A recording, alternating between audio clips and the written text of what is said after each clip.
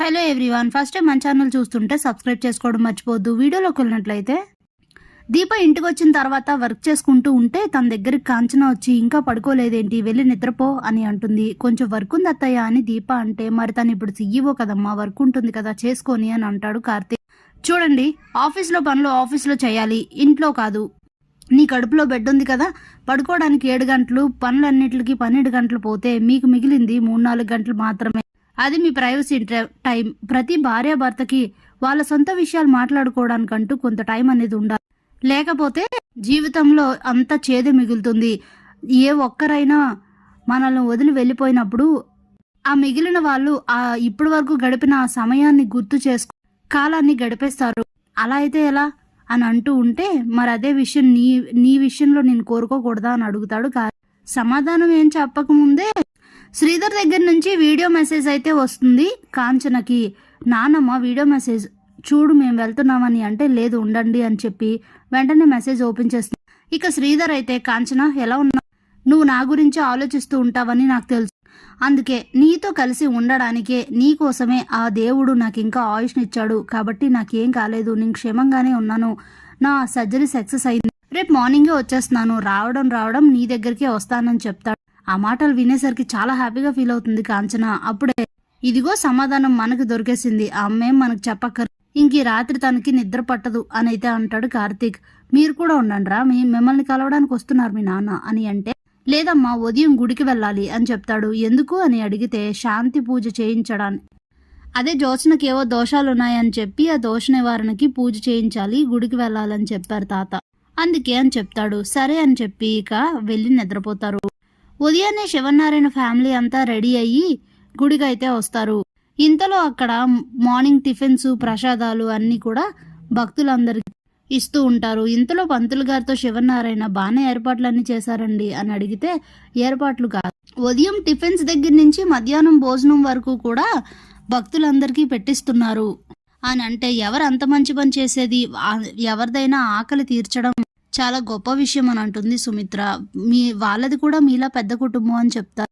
ఎవరా అని చెప్పి చూడటానికి వెళ్ళేసరికి అక్కడ దక్షిణామూర్తి శాంతి హోమం చేస్తూ ఉంటారు. ఇంతలో పక్కనే మాలిని నిల్చొని ఉంటుంది.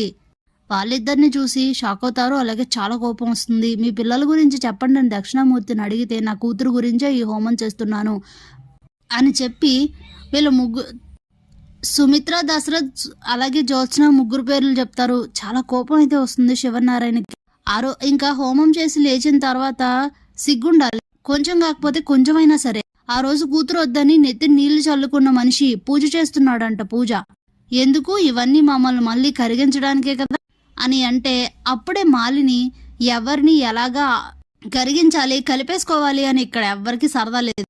మీరేదో అనుకుంటే అది అయిపోదు శివనారాయణ గారు, ఆయన కూతురు మీద ఆయనకు ప్రేమ ఉంది, హోమం చేస్తున్నారు, మధ్యలో మీకేంటి, అయినా మీ ప్రశ్నలకు సమాధానాలు చెప్పాల్సిన అవసరం మాకేంటి, మేము నోటితో సమాధానం చెప్పాం, మా చేతులతోనే సమాధానం చెప్తాం. త్వరలోనే best restaurant of the year award ఉంది కదా, అవార్డు ఫంక్షన్ ఉంది కదా, అక్కడ చూసుకుందాం ఎవరేంటనేది అని అంటే, నిన్నగాక మొన్న రెస్టారెంట్ పెట్టి నువ్వే ఇన్ని మాటలు మాట్లాడుతున్నావా, అసలు నీకు నా ముందు మాట్లాడే అర్హత ఉందా అని అడుగుతాడు శివనారాయణ.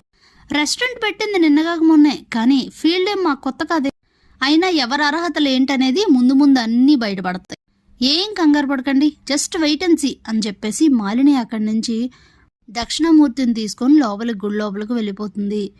ఇక రాగానే దక్షిణామూర్తి వాళ్ళు ఎదురైనందుకు చాలా చిరాకు పడుతూ ఉంటారు అందరూ. సరేలే, అయిపోయింది ఏదో అయిపోయింది, వచ్చిన పని చూద్దాం పదండి అని చెప్పి దోష నివారణ పూజలన్నీ చేస్తూ ఉంటారు. ఇక దక్షిణామూర్తిని ఓ చోట కూర్చోబెట్టేసి మాలిని ప్రదక్షిణాలు చేస్తూ ఉంటుంది. ఇంతలోనే సూరజ్ కూడా ప్రదక్షిణాలు చేస్తానని వెళ్ళి వెనక వాళ్ళ అమ్మతో మాట్లాడుతూ ఉంటాడు. ఇక ఇదేంటి బ్రదర్ కనిపించట్లేదు, ఎటు వెళ్ళాడబ్బా అని అనుకుంటూ డౌట్గానే కార్తీక్ అలా గుడి వెనక్కి వెళ్ళేసరికి మాలిని సూరజ్ ఇద్దరు మాట్లాడుకుంటూ ఉంటారు. ఒక్కసారిగా షాక్ అయిపోతాడు ఆ దృశ్యం చూసి. ఇక కార్తీక్ అయితే అలా వాళ్ళ వెనక నుండి కొంచెం దగ్గరికి వెళ్ళి మాటలు వింటూ ఉంటాడు.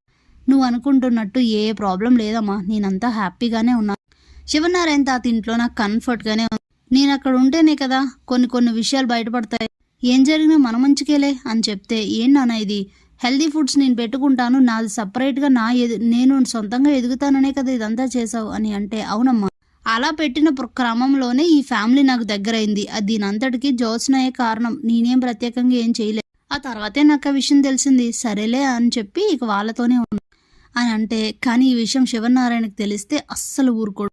నిన్నేం చేస్తాడో కూడా తెలీదు అని చెప్తే, తెలియకుండా నేను చూసుకుంటానుగా, నేను జాగ్రత్తగా ఉంటాను కదమ్మా, నువ్వేం టెన్షన్ పడకు, నువ్వు తాతయ్యని జాగ్రత్తగా చూసుకో సరేనా అని చెప్పి ఇక అక్కడి నుంచి వెళ్ళిపోతాడు.